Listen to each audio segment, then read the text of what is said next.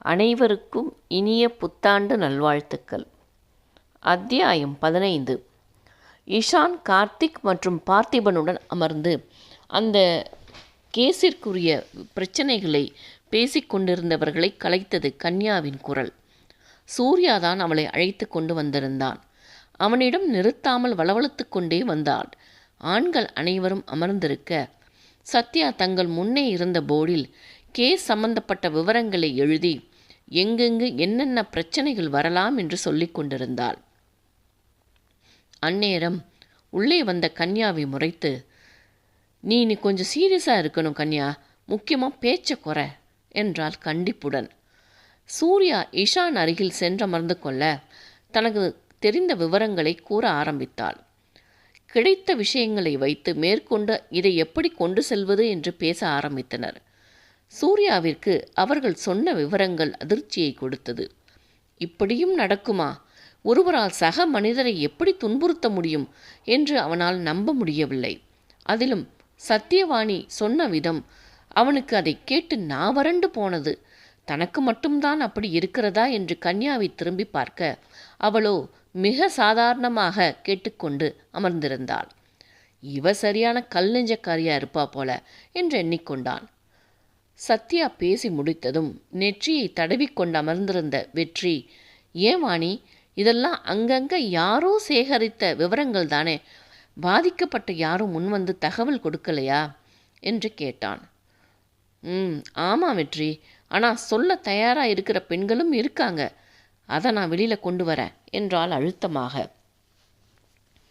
அதுவரை பொறுமையாக இருந்த கன்யா, அக்கா, இதில் என் பங்கு என்ன என்றாள். அவளை சீரியஸான முகத்தோடு பார்த்த வாணி, இந்த கேஸோட துருப்புச்சீட்டே நீதான், உன்னை வச்சு தான் நாங்கள் அந்த கூட்டத்துக்கிட்ட நெருங்க போகிறோம் என்றாள். சூர்யாவும் தன் பங்கு என்ன என்று அறிந்து கொள்ள, மேம் நான் என்றான். நீதான் இவளுக்கும் அவங்களுக்கும் நடுவில் மீடியேட்டராக இருக்க போகிற, இவளோட பாதுகாப்பு உன் கையில் தான் என்றாள். அதை கேட்டதும், இவளுக்கு நான் பாதுகாப்பா, கிழிஞ்சுது, இவளே 10 பேரை போட்டு தள்ளுவா என்று எண்ணிக்கொண்டு ஓகே மேம் என்றான். தனது இருக்கையிலிருந்து எழுந்து கொண்ட வெற்றி ஆண்கள் மூவரையும் பார்த்து, இவங்க 2 பேருக்கும் முகநூலில் புதிய ப்ரொஃபைல் தயார் பண்ணணும், கன்யாவிற்கு நிறைய ஃபோட்டோ எடுத்து அப்லோட் பண்ணி வைக்கணும், அவளோட ஃப்ரெண்ட் லிஸ்டில் நிறைய அழகான பெண்கள் ஃப்ரெண்டாக இருக்கணும், அதுக்கு நீங்கள் தயார் பண்ண போகிற புகைப்படங்கள் எல்லாம் உயிரோடு இல்லாத பெண்களோட புகைப்படங்களை ரெடி பண்ணுங்க, எந்த வகையிலும் சந்தேகம் எழாதவாறு இருக்கணும், இவளோட ப்ரொஃபைல் தேதி முதற்கொண்டு 3-4 வருடங்கள் முன்னாடி ஆரம்பித்த மாதிரி ரெடி பண்ணணும் என்றான். வெற்றி நிறுத்தியதும் பார்த்திபனிடம் சென்ற வாணி, நீங்கள் இவனுக்கு ப்ரொஃபைல் ரெடி பண்ணி கொஞ்சம் தற்காப்பு கலைகளையும் கற்றுக் கொடுத்து இவனை தயார் செய்யுங்க, அதற்குள்ள நானும் இஷானும் மேற்கொண்டு விவரங்களை சேகரிக்கிறோம் என்றவள் வெற்றியின் பக்கம் திரும்பி, என்ன வெற்றி, நான் சொல்கிறது சரிதானே என்றாள். அங்கும் இங்கும் நடந்து கொண்டிருந்தவன் அவள் கேட்டதும் நின்று, சரிதான், நானும் கார்த்தியும் இதில் அரசியல்வாதிகள் பின்புலம் எதுவும் இருக்கான்னு ஆராய்கிறோம் என்றான். தலையசைத்தபடி அதை ஒத்துக்கொண்ட வாணி, கைஸ், இனிமே நாம் நேராக சந்திப்பதை தவிர்க்கணும் என்றவள் அங்கிருந்த மேசையிலிருந்து 6 சிம் கார்டுகளை எடுத்து அவர்களின் முன்னே போட்டாள். எதுவாக இருந்தாலும் இங்கே இருக்கிற நம்பரில் கூப்பிடுங்க என்றவள் மேலும் சில காகிதங்களை அவர்களின் முன்னே எடுத்து வைத்தாள். அதில் அவர்களின் பெயர் மாற்றப்பட்டு ஒவ்வொருவருக்கும் வேறொரு பெயர் கொடுக்கப்பட்டிருந்தது. இதை நோட் பண்ணிக்கோங்க, இந்த கேஸ் முடிகிற வரை நாம் பேசும்போது இந்த பெயரில் மட்டும்தான் கூப்பிடணும், அதோட கன்யா சூர்யா இவங்க 2 பேருக்கும் தங்குவதற்கு வேறு இடம் பாருங்க, இவங்க வீட்டில் இருக்க வேண்டாம் என்றாள். சூர்யா கன்யா இருவரையும் பார்த்த வெற்றி, உங்கள் 2 பேருக்கும் காலேஜில் பேசிட்டேன், இந்த ஆப்ரேஷன் முடியும் வரை நீங்கள் காலேஜ் போக வேண்டியதில்லை, நாங்கள் என்ன சொல்கிறோமோ அதை ஃபாலோ பண்ணணும் என்றான். கன்யாவோ முகத்தை சுருக்கி, அப்போது இவன் கூட நான் இனி ட்ராவல் பண்ண முடியாதா என்றாள் சோகமாக. இதழில் எழுந்த சிரிப்புடன் வெற்றி சூர்யாவை பார்க்க, அவனோ பல்லை கடித்து கொண்டு அவளை பார்த்தான். வாணி அவள் சொன்னதை கண்டு கொள்ளாமல், ஓகே கைஸ், உங்கள் நேம் கார்டு அண்ட் சிம் கார்டை எடுங்க, யார் யாருக்கு என்ன நம்பர் என்று தெரிந்து கொண்டு இங்கேருந்து கிளம்புவோம் என்றாள். பார்த்திபன் முதலில் எடுக்க, அவனுக்கு வாசு என்கிற பெயர் வரவும் தனது புதிய மொபைல் எண்ணை அனைவருக்கும் காண்பித்தான். அடுத்து இஷானுக்கு ராகேஷ் என்ற பெயரும் நம்பரும் வந்தது. அடுத்து கார்த்திக்கிற்கு ஷியாம் என்கிற பெயர் வந்தது. சூர்யாவிற்கு சர்வா என்கிற பெயரும், வெற்றிக்கு வால்டர் என்கிற பெயரும், கன்யாவிற்கு பூஜா என்கிற பெயரும், வாணிக்கு பிரபா என்கிற பெயரும் வந்திருந்தது.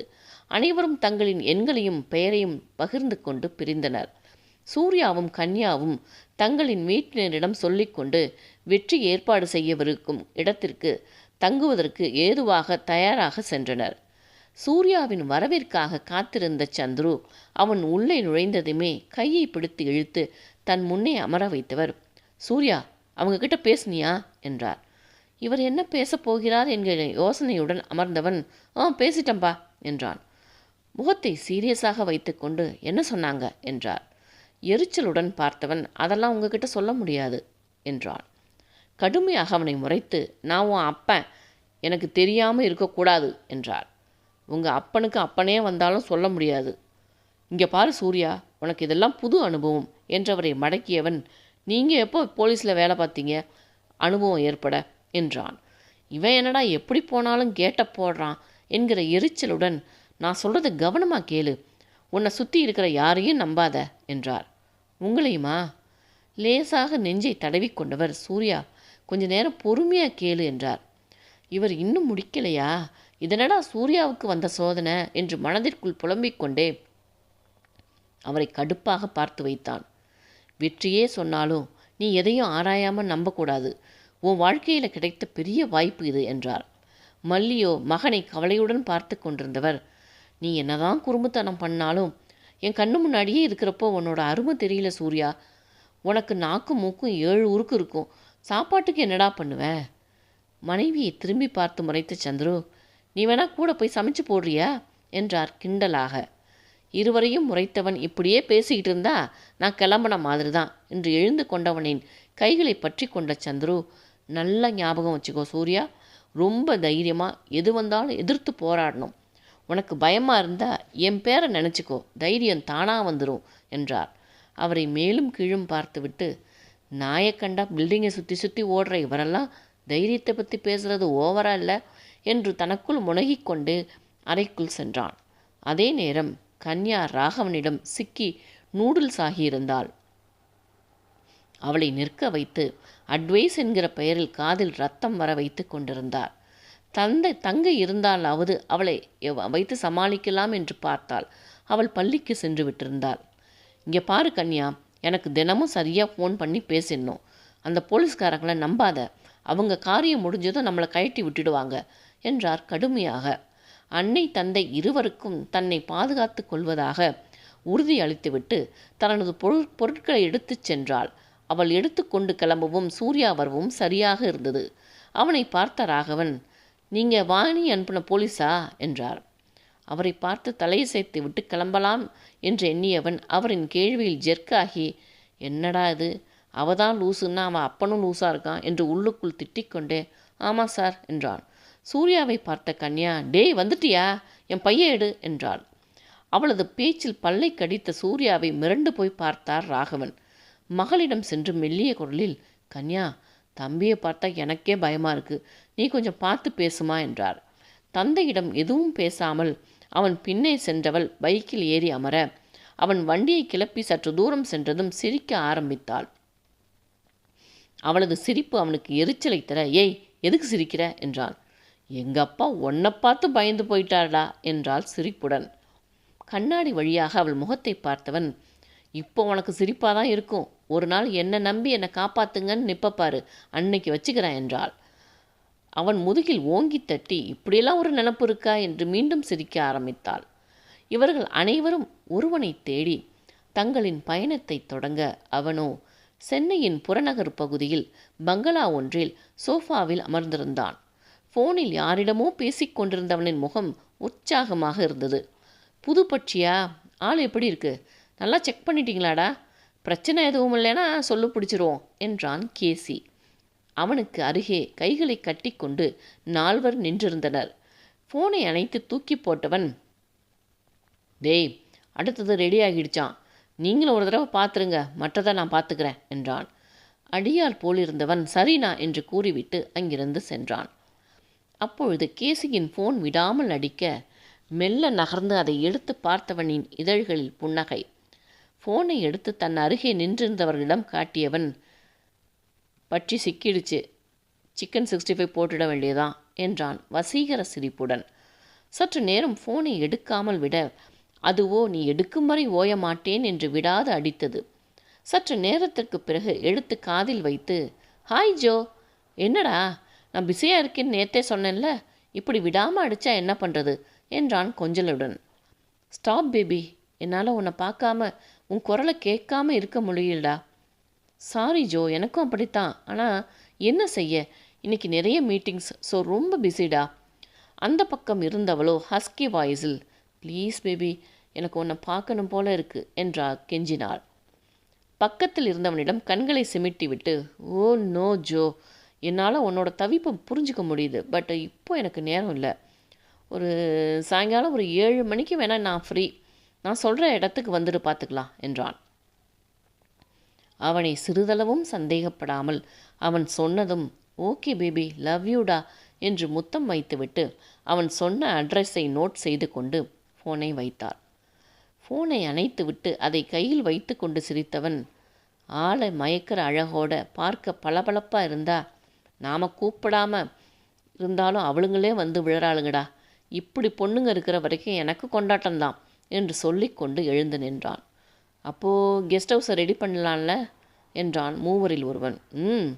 இன்னைக்கு நான் மட்டும்தான்டா, வேறு யாருக்கும் இன்ஃபார்ம் பண்ணாதீங்க, பட்சி பறந்துருச்சுன்னா கஷ்டம் என்றான். சரிண்ணா என்று கூறிவிட்டு அவன் சென்றுவிட, கேசி தன் அறைக்கு சென்று கணினியில் முகநூல் பக்கத்தை ஆராய ஆரம்பித்தான்.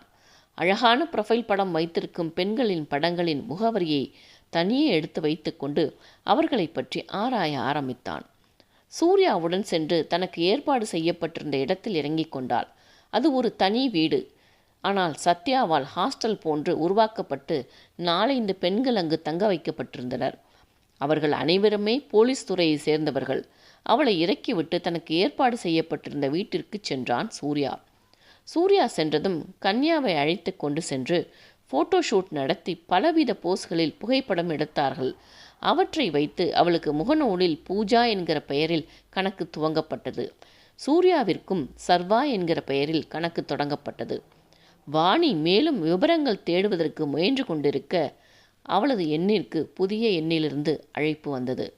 யோசனையுடன் எடுத்து வைத்தவளின் காதில் விழுந்த செய்தி அதிர்ச்சி அளிக்க அவசரமாக எழுந்தவள், உங்களை நான் நேரில் பார்க்க முடியுமா என்றாள். அந்த பக்கம் இருந்தவளோ, வேண்டாம், இந்த விஷயம் என் மூலமாக வெளியே வந்தது என்று தெரிந்தால் என் உயிருக்கே ஆபத்து. ஆனால் என்ன போல நிறைய பெண்கள் பாதிக்கப்படக்கூடாது என்று தான் உங்ககிட்ட சொல்கிறேன் என்றாள். வாணி அவள் பேச பேச அதை ரெக்கார்ட் செய்து கொண்டாள்.